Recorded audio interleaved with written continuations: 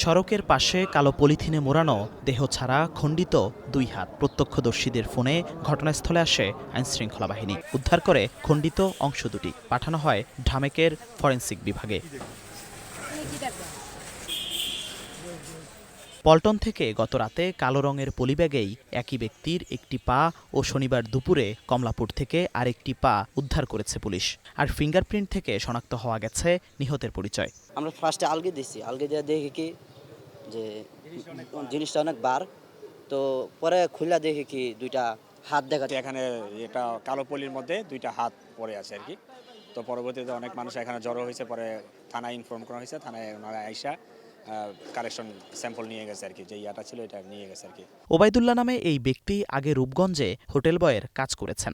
ঘটনার তথ্য পেয়ে ছুটে এসেছেন ডিএমপি ট্রাফিক বিভাগে কর্মরত নিহতের স্বজন। জানান, বিদেশ যাত্রায় ব্যর্থ হয়ে হতাশাগ্রস্ত ছিলেন ওবায়দুল্লাহ। কারণ সে যে ঢাকা আসছে বা কোথায় থাকে, তার মেস কোথায়, কাদের সাথে চলাফেরা করে, এই ব্যাপারে বিস্তারিত আমি কিছু জানি না। এই ব্যাপারে আমি বিস্তারিত জানি না। হ্যাঁ, রূপগঞ্জে সে হোটেল বয়ের কাজ করতো আর কি, কাঞ্চনে। যে এক সময় সে লেখাপড়া করছে মাদ্রাসায়।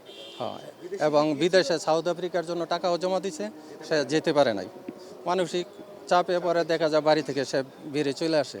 দেহের খণ্ডিত অন্য অংশগুলো উদ্ধার ও এটি হত্যাকাণ্ড কিনা তা নিশ্চিতে পুলিশের পাশাপাশি কাজ করছে সিআইডি ও র্যাব। কারণ উদ্ঘাটন ও অপরাধীদের শনাক্তে আলামত সংগ্রহ ও সিসিটিভি ফুটেজ বিশ্লেষণের পাশাপাশি অভিযান চলছে বলে জানিয়েছেন পুলিশের এই কর্মকর্তা।